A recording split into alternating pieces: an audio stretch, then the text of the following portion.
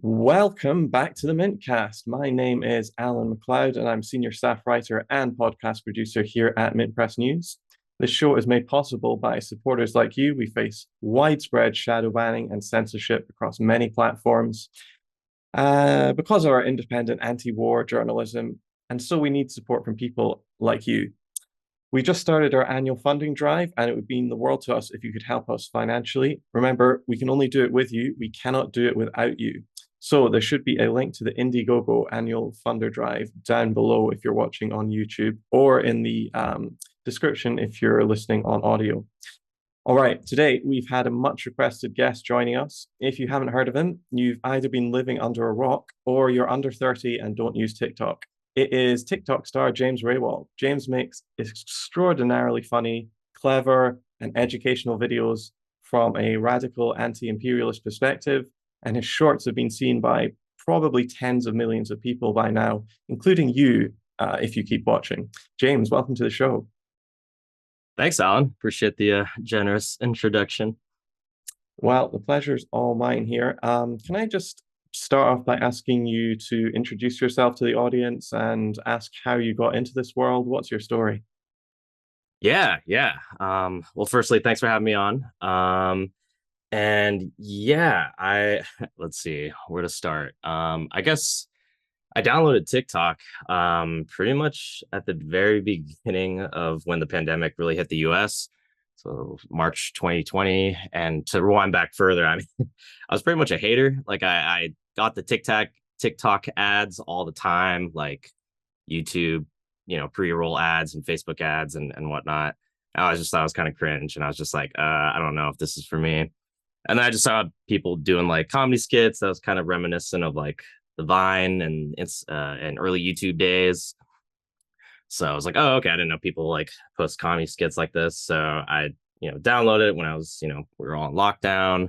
Originally just using it as a consumer and just finding a lot of really entertaining content. I've been on, all the different social media platforms pretty much. So there was something that piqued my interest for sure with TikTok. I think, just the data scientists working behind the algorithm found something unique, and I thought it was really interesting. In my feed, after adjusting with some time, found some fun content. And I thought like, okay, I'll just start posting my own stuff, just to, like make my friends laugh. I think my like third or fourth video like went viral. And I just started to kind of build on that. And I think, with everything that's happened in 2020 and beyond, I think my political development was reflected in that of my content. So, originally I just had kind of silly, more apolitical videos and just sort of just, I don't know, random bits. And it kind of developed into more of like a poignant, like analysis of just what's wrong with the US, and, started to take on more of like an anti-imperialist character. And that's kind of just been my goal, just really develop my own political education and also improve my production. But I guess to like bring it back to just my own sort of journey politically. I mean, I grew up in like a pretty conservative background. Like both my parents are, Republicans, but like in different ways. So I grew up in the trenches, so to speak. I have had early exposure to all the, the Bill O'Reilly and Rush Limbaugh. I'd hear all that stuff. I wasn't sipping the Kool-Aid, so to speak. I think I was just kind of, a kid and didn't really care too much about that stuff. But probably, internalized it on some level, just like, at least at the very minimum, thinking like, oh, the US is the good guys and, they're fighting the bad guys, and just very like simplistic surface level type of stuff.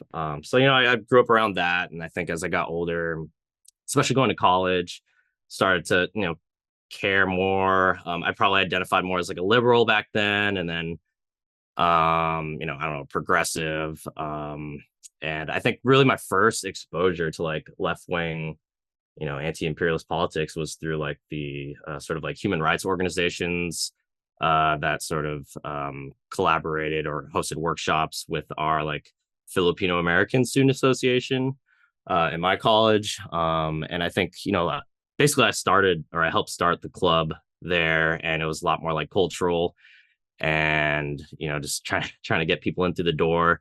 But eventually I started like meeting these other folks that were, it was like the first time I really hear rhetoric that was like, US troops like get the fuck out of the Philippines. I was like, whoa, I just never had exposure like that. And I don't think it really maybe like, I don't know, maybe it was like the language is harsh, even though it was true. So I think that kind of like pushed me away at first. But then I think eventually I started listening in more deeply, and especially with the 2016 election with Donald Trump, I think was like a huge wake up call. Like, okay, like half the country is okay with this type of vitriol, and then sort of learning that eventually like, oh, okay, Democrats do a lot of the same stuff that people are mad at Republicans for, and start to go down that sort of rabbit hole and learn that they're really just like the political wings for the capitalist class. And and then with the time, of course, like 2020 and the BLM movement, just the severe police repression, the mishandling of the pandemic, the inequalities that came with that globally. It just all became very, very apparent that like I've been lied to my whole life. So a lot of unlearning had to be done. And I like the challenge of just trying to learn more and more about all this stuff, all the history and theory. So that's kind of where I'm at now. And it's been fun trying to find ways to sort of use all the political satire that I was really fond of, growing up. I think like the Colbert Report was like really funny to me when I was, watching it when I was much younger. Just seeing like somebody do like a satirical mock of like, the right wing pundits that, I grew up around. It was just like really funny and genius to me. And then of course, it's sad when you see a lot of these guys, they don't really sort of point the target at Democrats. Like, there's no criticism from the left, except for like the very like, obvious ones that are like barely even liberal, if you can call them that. So, just trying to like basically make the type of comedy I wish I could see on TV, or streaming or whatever. And I think TikTok's really rich in that, and it's kind of nice seeing all these like sort of small creators make amazing comedy, and I'm just trying to fill in that gap with some more like a political leaning that's anti-imperialist. Yeah, I mean, you definitely do that. And so I really want people who maybe haven't seen you or really don't realize that they have seen you to get a flavor of your work. So I'm going to play a quick clip now. So I'm going to share my screen and we'll talk about it later. If you're just listening to the audio only, it's called CIA is Funding the World's Terror Groups.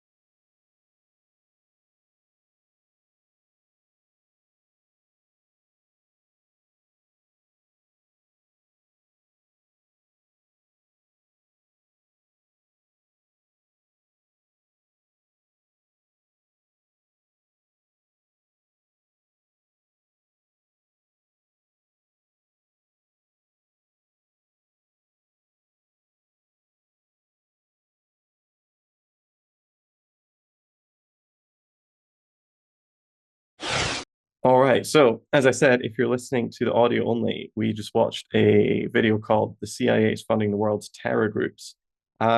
James, one of your most frequent targets of your ire is the CIA. What's wrong with them? Aren't they all just intersectional Latinas with imposter syndrome? Aren't they all on our side? What's your beef with them? Yes, no, I love the new CIA ads. They really lean into the identity politics. It's feels like satire is dead when I watch the videos. Like you too can join the imperialist project, toppling governments. But no, yeah, the CIA, it's they're basically gangsters for American capitalism. And they've existed that way since 1947. The U.S. has operated in the same way the CIA has, before the CIA existed as well. But it's some of the stuff you read about them. It's just like it looks like it's out of a science fiction novel, but it's all very real.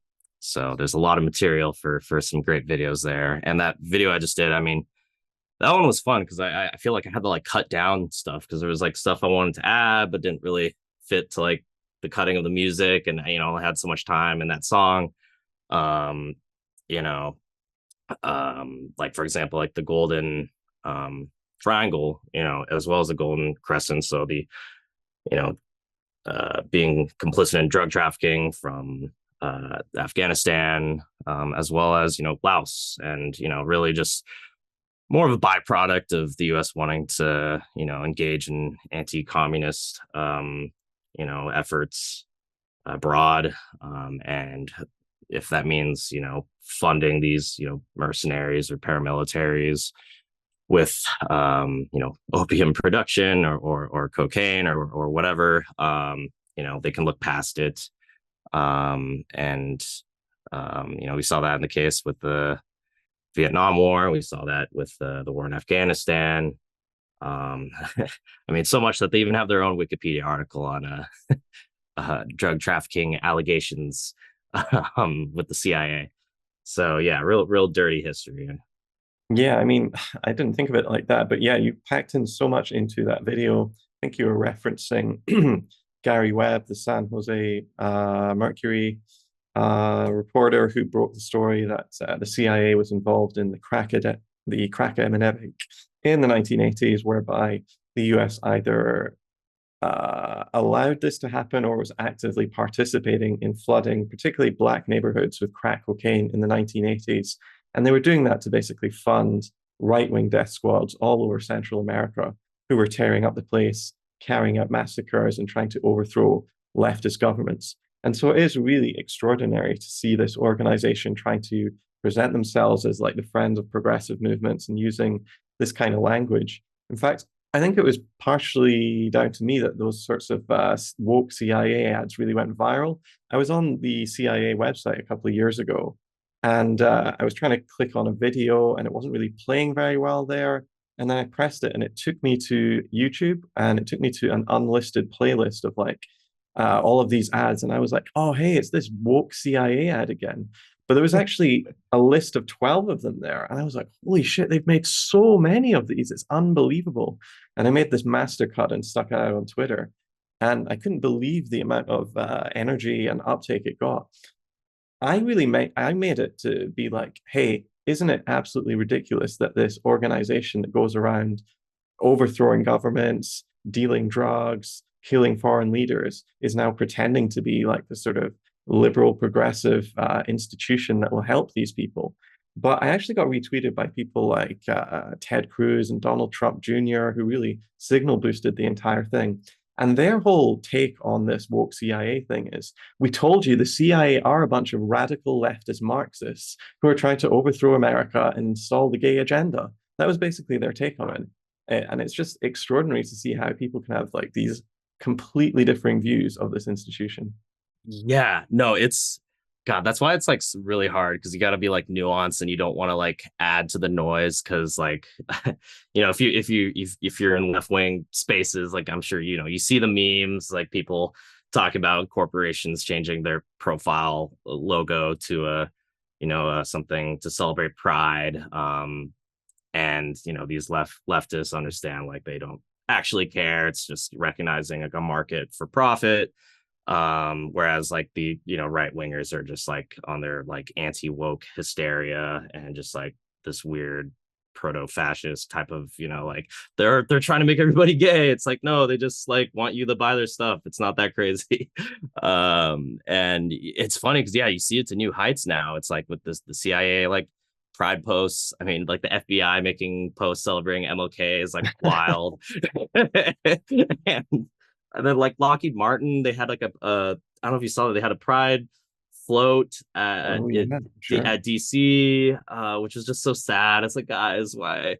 And then like I think like Miami celebrated Black History Month with like a police cruiser that like had like Black History Month written on the side, and I was just like, oh god. So yeah, just some liberal dystopia stuff, but yeah, it does suck because like I hope people can like look at this stuff for the facade of that it is. It's just the same way that like in the you know 70s and 80s when black people started getting featured more in advertisements. If we had the same sort of like current of political atmosphere today, people would be like, oh, it's woke, they're trying to make like spread like black people. Everyone's like, no, they're just like recognizing buying power in this market, and like racist people are starting to be like, oh, we can sell to these guys.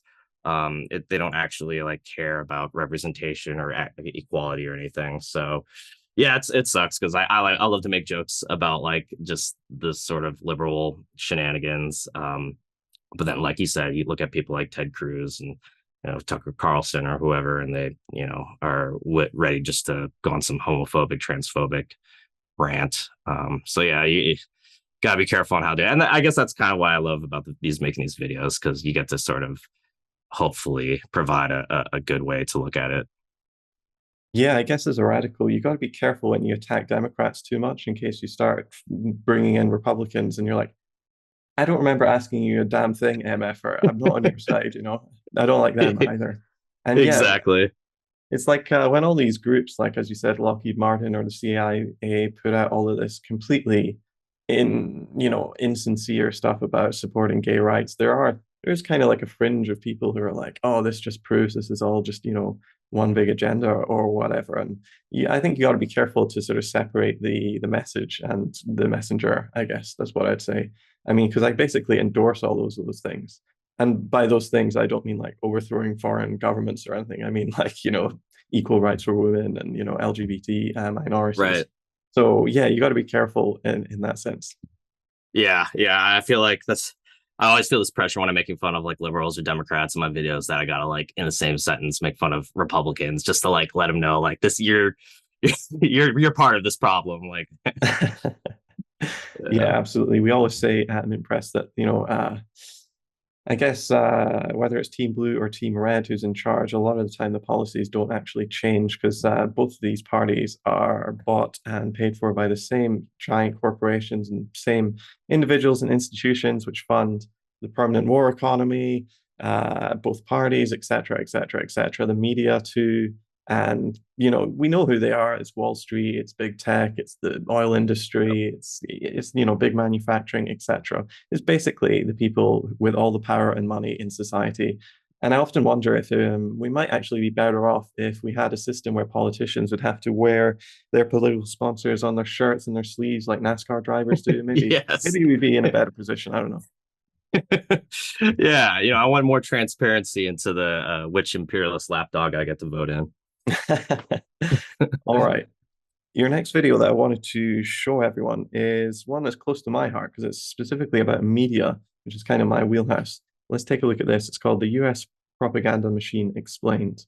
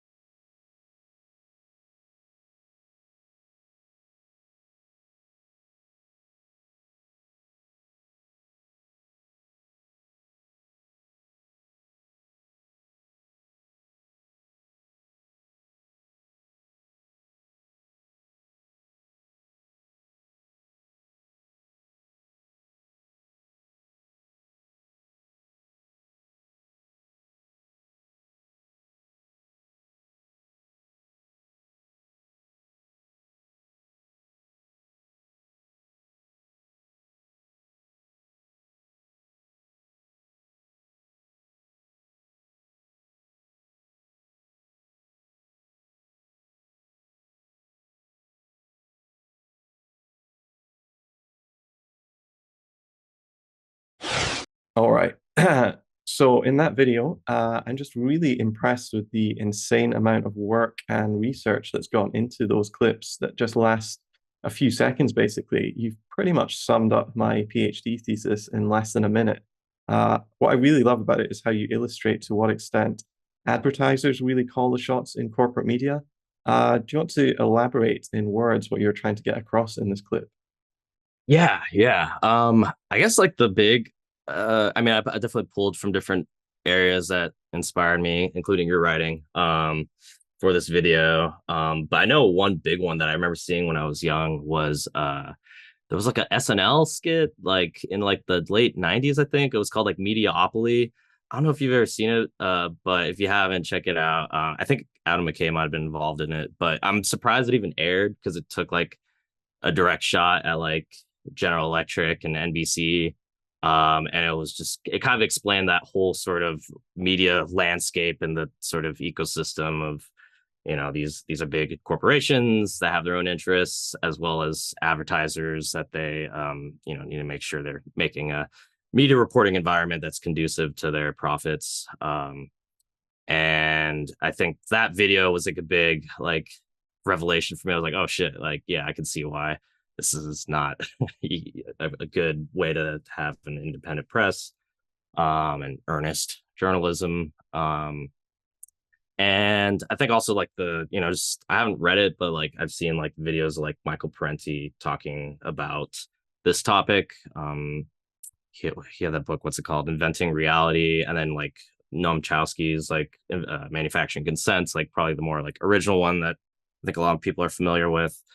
So just kind of reading about those books and hearing them speak at like different events and whatnot, like just on like YouTube videos, sort of explaining some real world examples, like, in the, at least in like the 80s, 90s, like the way the automotive industry had a big impact and like what kind of stories could be told and what stories wouldn't be told. Um, so yeah, I mean, these corporations, whether it's Warner Brothers Discovery, who owns CNN, or the Fox, or any of these guys, the big handful of them, since there used to be like 50 companies back in like the 70s that comprise like the majority of popular media, and now it's just like five. I mean, their whole revenue model is built on ad revenue.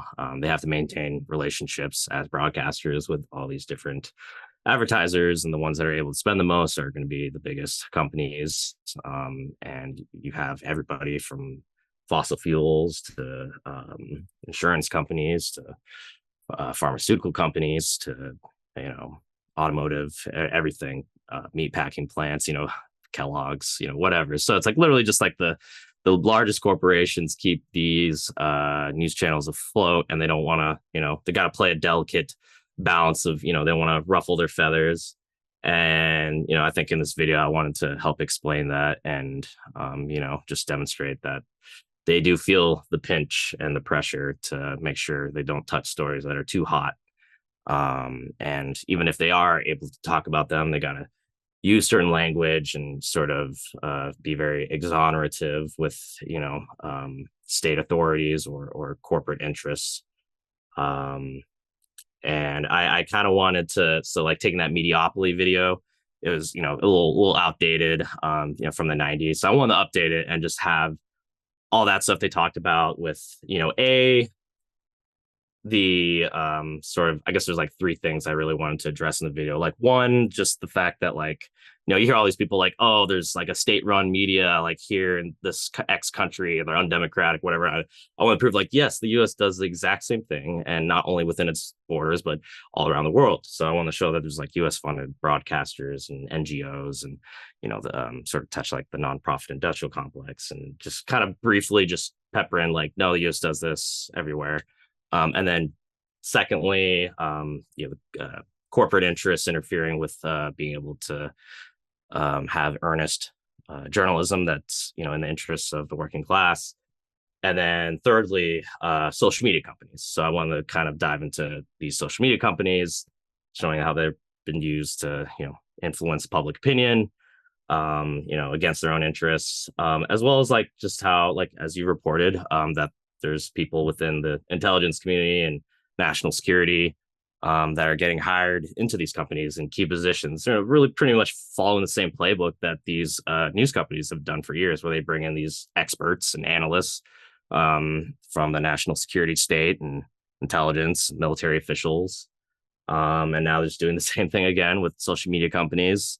And it's just hilarious to me that these people start, and if there's criticisms to make about TikTok, but it's just hilarious that these people start talking about TikTok and criticizing it without, even batting an eye when it comes to their own media or their you know, social media companies and news corporations based in the U.S. So I wanted to address those three things and make it fun with music. As you can probably tell, my videos are very musically driven, so I like to do that. It makes it a little bit more engaging and hopefully easier to digest. Yeah, for sure. I mean, certainly much more easy to digest than like books and stuff that I've tried to write about it. But yeah, I guess like in the 1970s, it came out that the CIA had managed to insert hundreds of its operatives into newsrooms across the country, or they had a deal with like certain reporters, and that even goes on to this day. People like Ken Delanian was outed when he was at the LA Times for sending his stories to the CIA before they published them so they could edit them. And instead of getting fired and kicked out of journalism, he now got promoted as now on television as a reporter. But I think nowadays that when you think about how the media works, it's no longer newsrooms that really call the shots. It's actually the people who are tweaking the algorithms over in Oakland or San Francisco or wherever their headquarters are that are really kind of deciding what people see and what people don't see across the entire world for billions of people. It's that incredible choke point in our media that people don't even talk about. Um, Talking about like algorithms and Silicon Valley, you're certainly not averse to the classic leftist tactic, which is the old wall of text stuck in there. I wonder if people stopping and going back and reading carefully the sources and all the stuff in your video actually helps you algorithmically. What do you think? Do you have any indication as to how many people will really follow up on all the information you provide? You're clearly trying to be educational and informing as well as entertaining. Yeah, it's it's always a struggle, like trying to like hit that balance of like, do I provide more like extra information at the risk of making the video less like concise and easy to watch and more of a drain and a time suck versus like trying not to sacrifice like thoroughness for like brevity's sake.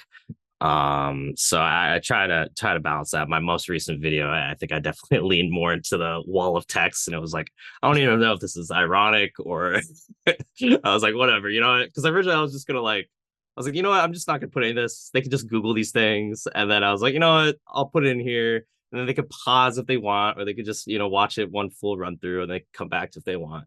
So it's interesting trying to figure out like for example the CI video, very like just straight up labels, just like keep it simple. And I like those. I like doing those kind of videos too. But of course, you start to leave it up to the user to try and find the right info, with digging through all the bourgeois sort of institutional sourced stuff.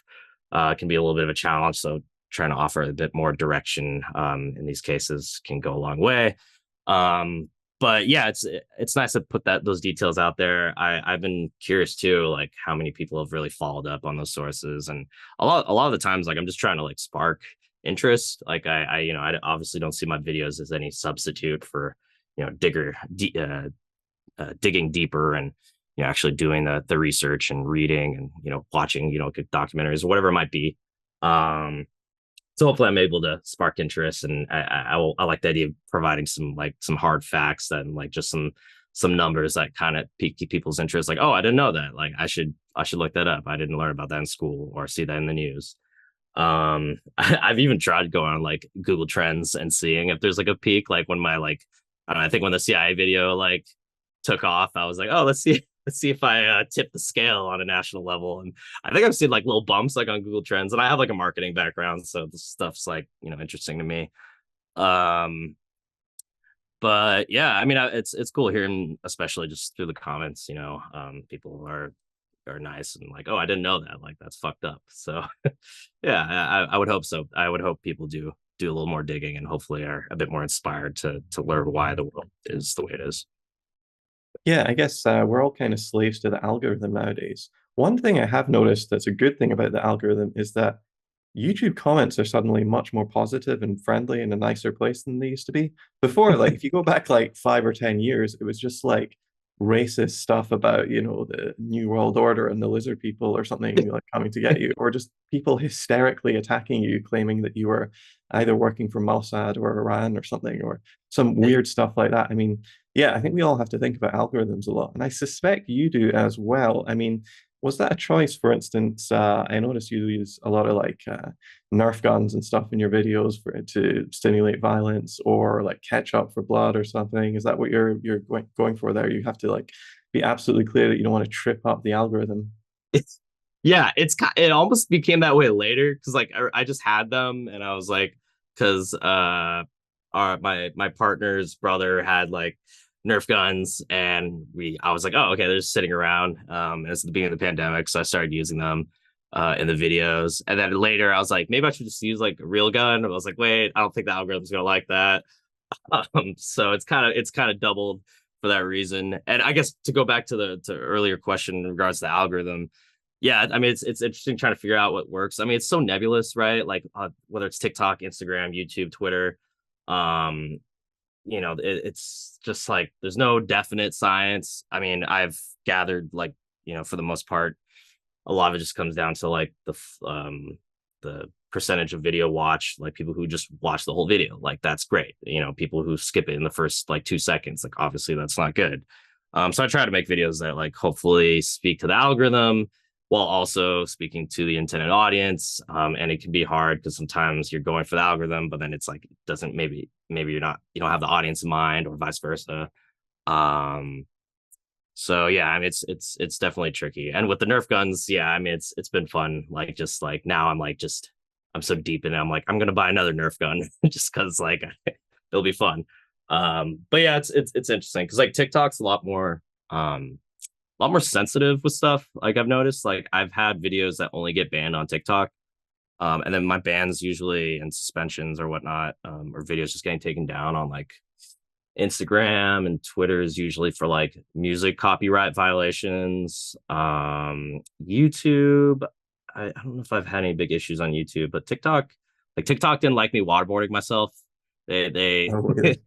they did not like me waterboarding myself. They also said I was like promoting like drugs when I was talking about the CIA promoting drugs. I'm like, I'm not the CIA. I'm just like reporting on what they did. But I guess the algorithm, it's a little hard to tell the difference with those things. So, the conspiracy theorist in me thinks like, oh, they're trying to take me down, but I don't really know. I've seen a lot of videos just get taken down for like literally no reason, and then like seeing the most like misogynist video you've ever seen just go super viral and not get taken down. It's still up, and it's like, okay, so there's definitely some work that needs to be done on the content moderation side, and just the R&D that goes into developing it. I mean, I know they've been trying to work on different AI technologies that sort of power those content moderation solutions, but it's just it's obviously coupled with actual CIA agents and whatnot trying to sort of censor things that go against the U.S. interests. It's tricky. It's nebulous. You're left to suspicion on why your video gets taken down. But so far I consider myself lucky.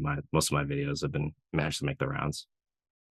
Nice. Yeah. I mean, I guess whenever you make a new account on any of these social networks nowadays, whether or social media like Instagram or TikTok or YouTube or whatever, I mean, you'll just be deluged by like horrible reactionary content from the get-go, whether it's Jordan Peterson or Ben Shapiro or Andrew Tate videos, or you're just constantly being suggested that you watch another PragerU video, and you're like, I don't care, I don't want this stuff, and it doesn't matter. And I often think that that's probably like dumbing us down as a society, not only because we're being fed this drivel, but also because people are really dissuaded from making like longer, more high quality stuff because they know they're never going to get the views that way.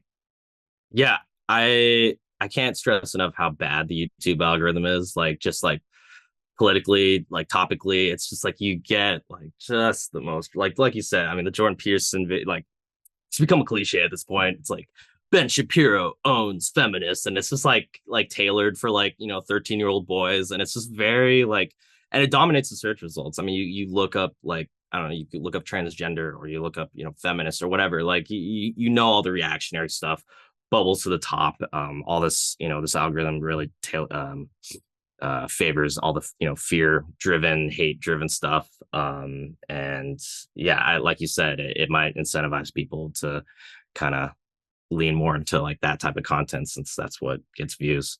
And yeah, to your earlier comment with the YouTube comments, yeah, I remember back in the day, they're pretty awful. Some like live leak level types of community engagement. Yeah. Oh man, you just reminded me of Live League. There's this somewhere that I haven't thought about for a couple of years for sure. That was where Yeah. the too hot for YouTube clips ended up, I think. Yeah, I feel like there's like a generation of people that just like got exposed to live leak and like just didn't know how to deal with it, and then it disappeared. Now everyone's like, that was real, right? That happened. I remember seeing like some crazy great, like I don't know why I think our like social studies teacher in high school showed us that, and I remember seeing just like war footage that like I've never seen before, and it was just like seeing like 50 cal snipers, US troops like blowing off the heads of like Taliban. I'm like, holy shit, like I've never seen this before. YouTube obviously isn't going to allow this. I forgot what happened to Live Leak. I think they got taken down at some point. I don't know. Yeah, I don't know. That hasn't crossed my mind for quite a while. Yeah, well, glad I could bring it down a trip down memory lane. All right, this next clip I want to show you is how would I describe it? I guess you're giving a little history of like how the world works, basically, at least since 1945. It's called The US Was Inspo. Let's watch that now.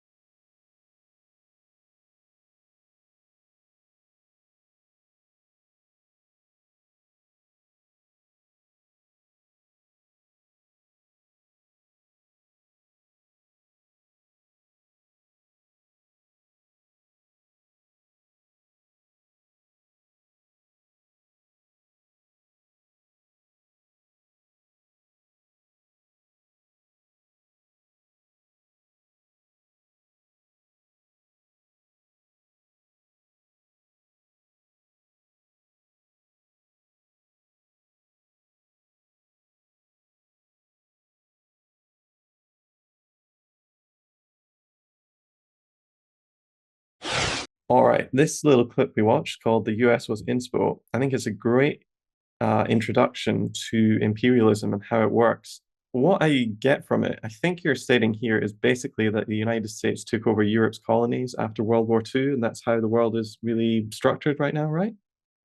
Yeah, I think that's part of it. It was like a when I look at the video, sometimes part of me feels a little like it's a little disjointed because I'm like trying to talk about so many things.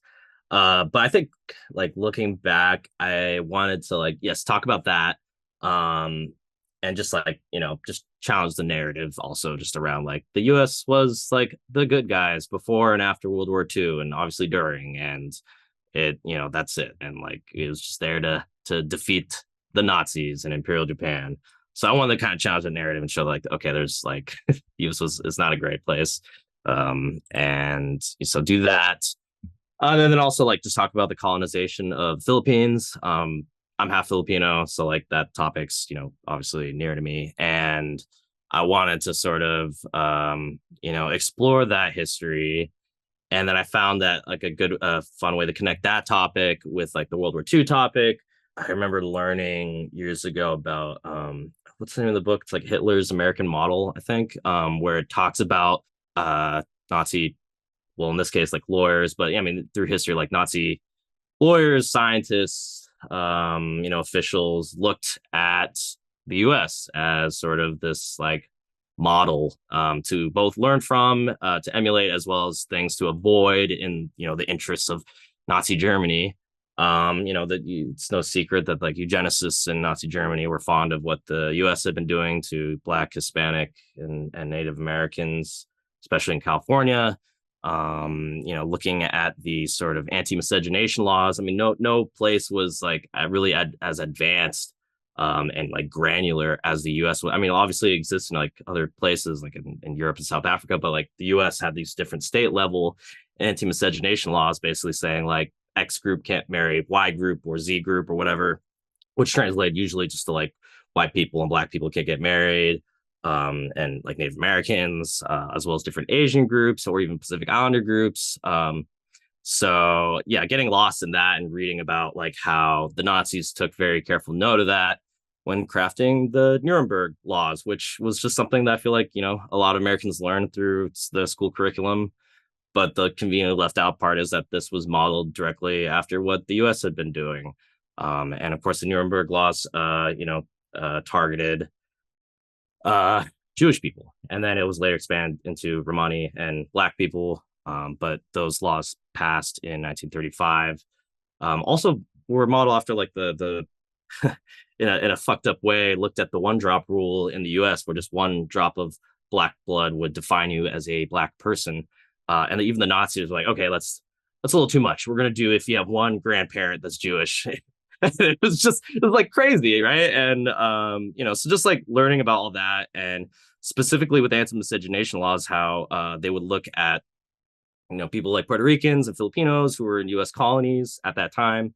Puerto Rico still, and it became a way to really subjugate people into like second class citizenship, which the Nazis took keen interest in. And I thought that was really interesting. And I started to see the similarities. They were Filipinos and Puerto Ricans, they can vote in national elections, still can't.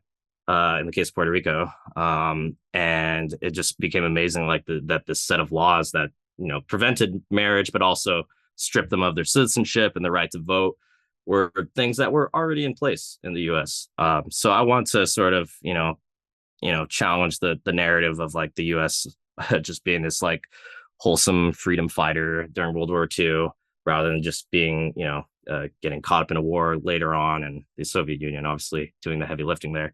And talk also about the colonization of the Philippines. And in order to talk about that, I have to talk about just the wider history of colonialism and imperialism. It's just so intrinsically tied up in world affairs. That's like, to talk about the colonization of the Philippines, you have to talk about manifest destiny, and you have to talk about settler colonialism. You have to talk about this sort of inter-imperialist conflict of the US, France, UK, Germany, Netherlands, all sort of trying to colonize the world. So to talk about that, you suddenly have to explain that history. So I think that's really what I wanted to try and accomplish, and just show that like this is, the history of colonization.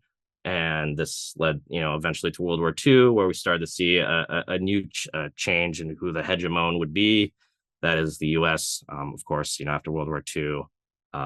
Becoming the sort of leader in all the imperialist states, U.S. companies coming in and taking over where the British and French and et cetera have been.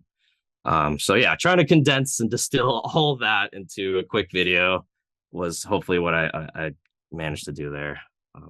Oh, for sure. Yeah. For sure. Yeah.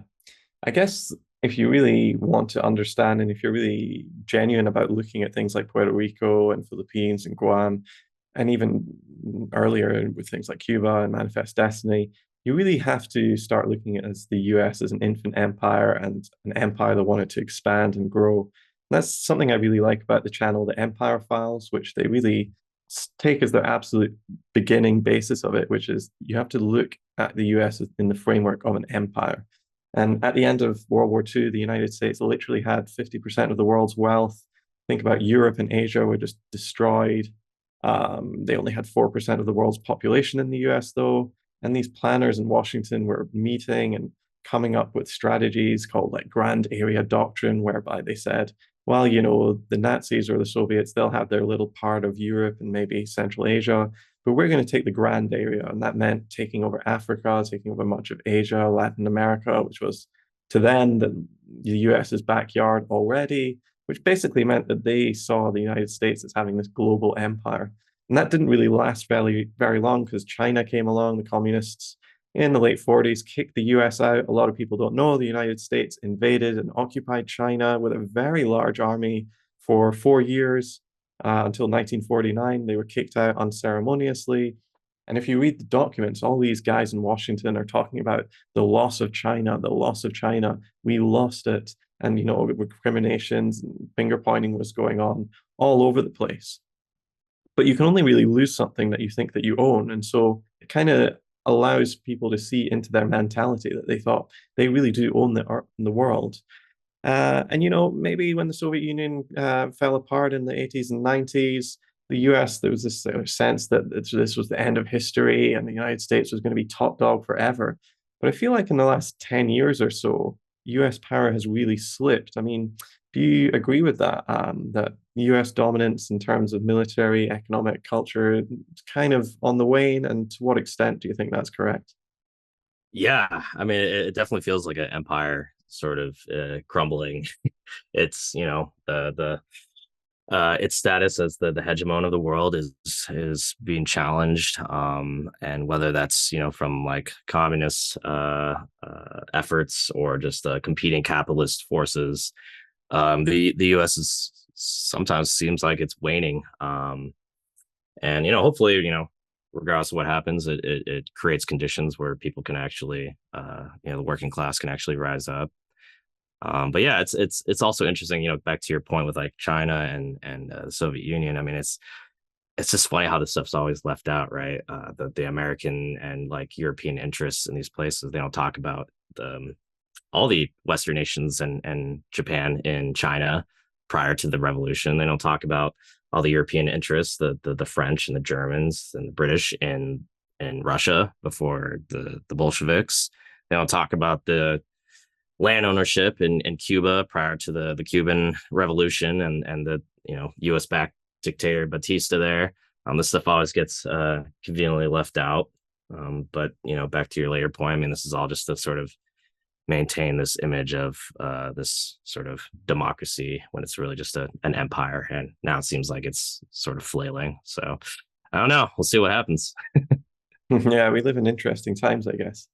Yeah. The last clip I did want to talk about, I wanted to go back to the CIA because I really liked this little video you made. It's called CIA History Across Latin America, the Middle East, Africa, Asia, and so on. And it kind of sums up how the United States has been able to exert its control over the rest of the world, like we were talking about for the last few minutes.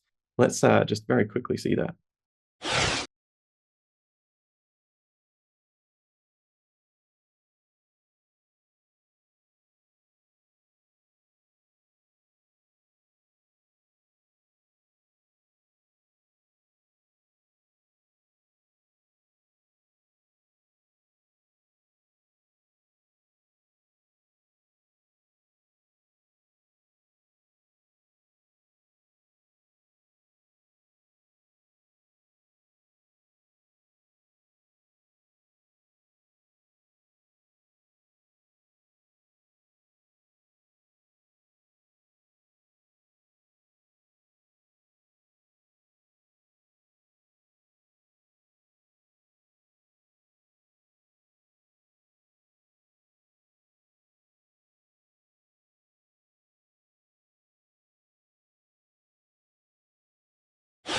Okay, so if you like that video, you can find it at James Rehwald's TikTok, his Instagram. You're across pretty much every social media platform, aren't you?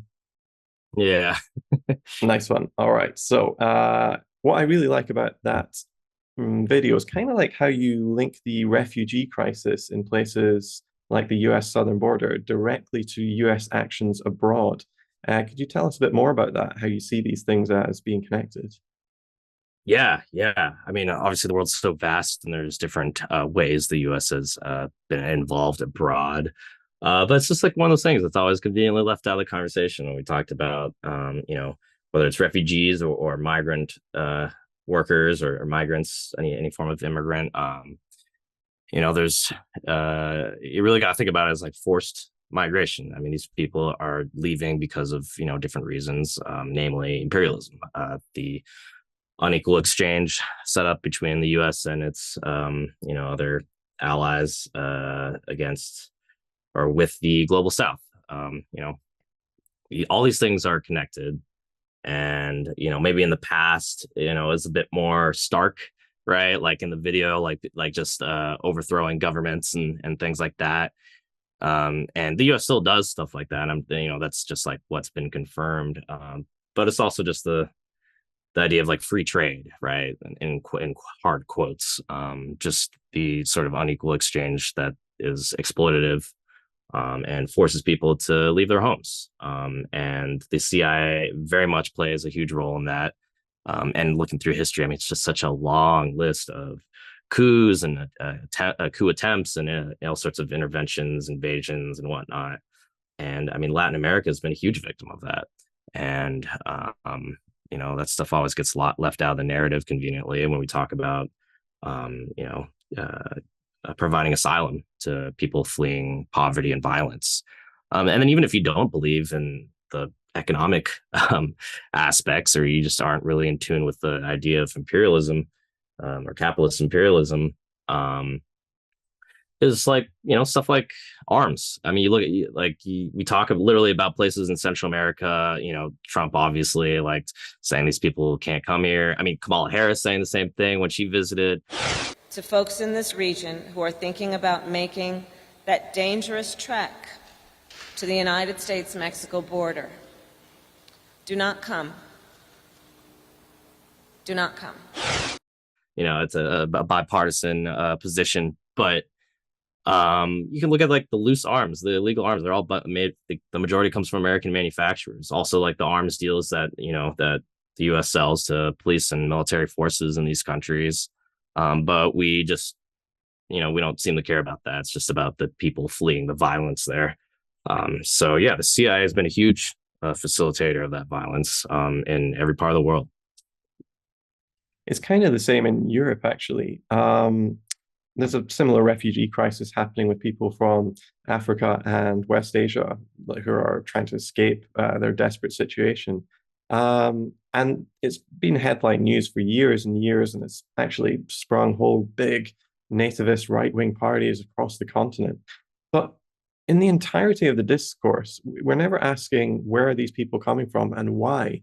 We're never asking why is it they're coming from Iraq, Syria, Afghanistan, countries like that, and not countries like, for instance, Jordan or Saudi Arabia, which are nations who have not been blown to smithereens by NATO in the last few years, I mean, there seems to be some sort of link here between having your country just destroyed to the point where it doesn't have a functioning government or like a sewage system or transport or any sort of, hope of a better future, and people fleeing their lives for their lives. But that's never really talked about in our media. So to the point where we're basically discouraged from even questioning what our militaries are doing all over the world, because that just wouldn't be good for profit, I guess.